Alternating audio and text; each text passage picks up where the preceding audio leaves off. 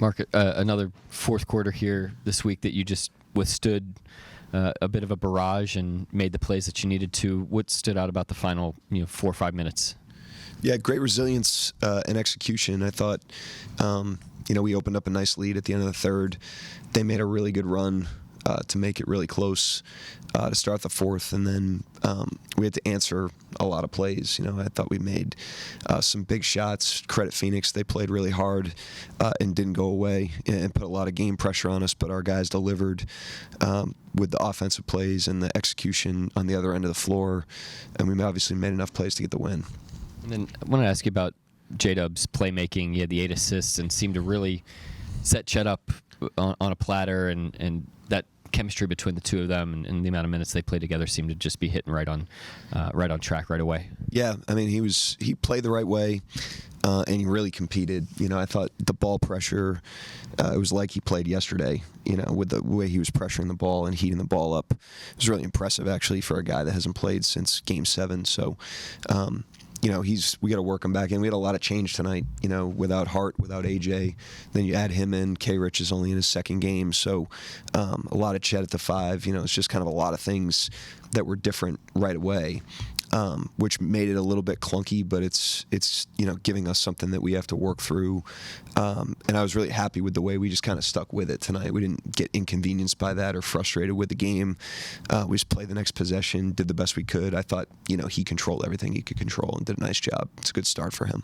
You touched on it there, but can you just talk about or expand on the way you guys are able to just adjust on things on the fly? It's obviously not perfect, and we didn't expect it to be, and it wasn't, but it obviously gives us some different looks and things to work on that we'll have to develop over the course of the season. We've learned that you need as much in your toolbox as you could possibly get as you work through the regular season. That's how you improve. It's not just about playing well all the time and looking pretty. It's about having to endure different things and having to overcome different obstacles and work through different challenges. And so I thought tonight was a good example of that. But what I was most pleased with was just the way the team approached that game. I just thought we had a really optimistic attitude. We worked together. We worked through it. I thought that was a really good game for us. Do you feel like these type of nights are kind of like blessings in disguise so you guys can have these type of things to look at, and so just in case? Yeah. They're not in disguise. They're good for you. Like if you're focused on improving, then a night like tonight's really good for you. If you get drunk on the outcomes of the games and you get caught up in that, rather than just focusing on what you can improve, what you can grow in, that can drift you from what we really want, which is to get better as we go through the season. And part of the ways you get better is you have to rise to different challenges, and I thought we did that tonight. Well, when a guy's missed that much time, JDub hadn't played since the playoffs last year.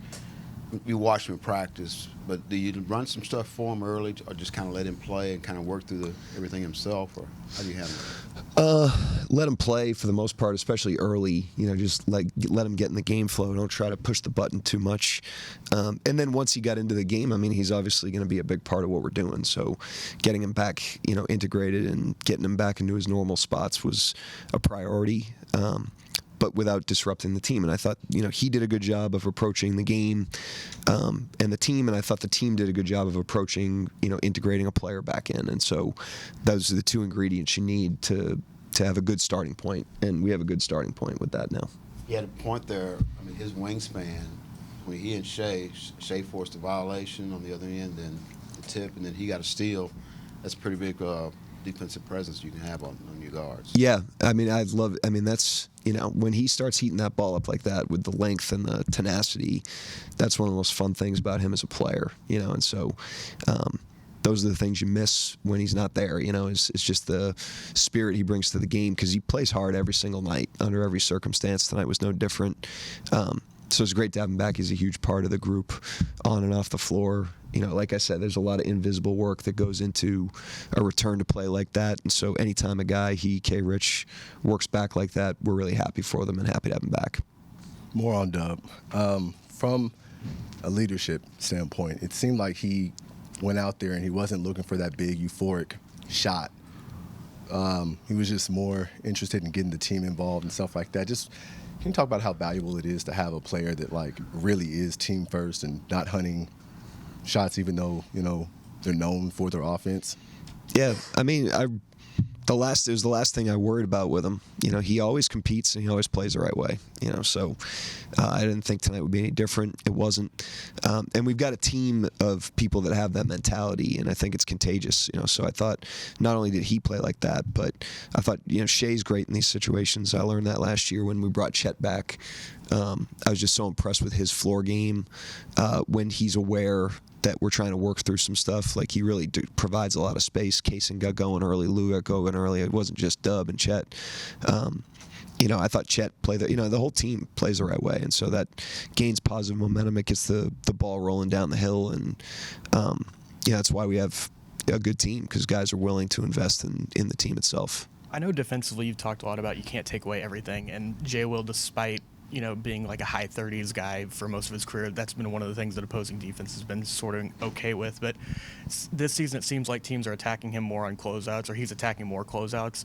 How have you seen him sort of evolve as a shooting threat for this team? Yeah, I think it's impressive, because when he was a younger player, he used to get like plugged. They would just dare him to shoot. And he's shot himself out of that category. You really have to honor him. And now they stay closer to him and they close hard to him. And occasionally cross-match him depending on what they want to do. And so he's worked really hard on it. He's made big shots. He's got the guts to shoot the big ones. And I think that scares the other team when they see a guy step in with that kind of confidence. He gave us that tonight. He gave us the fadeaway on the baseline. That was something that we've really emphasized with him, is those one dribble fadeaways. So Phoenix has really overachieved relative to what people expected of them this year. Could you maybe speak to why you think that is, if you think that's true, seeing an up-close look at them tonight? I mean, I can't speak to like achievement, relative to expectations. I don't do like the preseason previews like you guys do, but I do know this: they're feisty as hell. They play hard. They play together. They make the right plays. They're sharp in everything they're doing. They make it hard to play against them. They're disruptive. So they're doing a lot of things that make it hard to compete against them. And even tonight, I thought there were multiple different times that we could have opened the game up, and they just kept playing the next possession. So it's a sign of a connected and hard-playing team. I have a lot of respect for them. I got one more. It was late. I think you were up by 2, and I don't know if it was Royce O'Neal missed from the corner, but Lou Dort rushed out to him. He was in the paint. Did you want him in the paint, or were you guarding a three-point line at that point, or was that just kind of the flow of the game, how it worked out? It was like a 2-point game, and he missed in the corner. I think it was O'Neal in the corner. They were like matching threes. You guys were just matching threes back and forth. Yeah, I mean, they're like this too. These two teams are paint protection teams, and we have the luxury of being able to protect the paint and then having like ridiculously good closeout players defensively. So we have our cake and eat it too because of our personnel. But we might have been a step late on it, but generally we try to take away the paint and then fire out, and we've got the guys that have the athleticism and talent, and then the drive and commitment to execute that. So. Anybody else? All righty.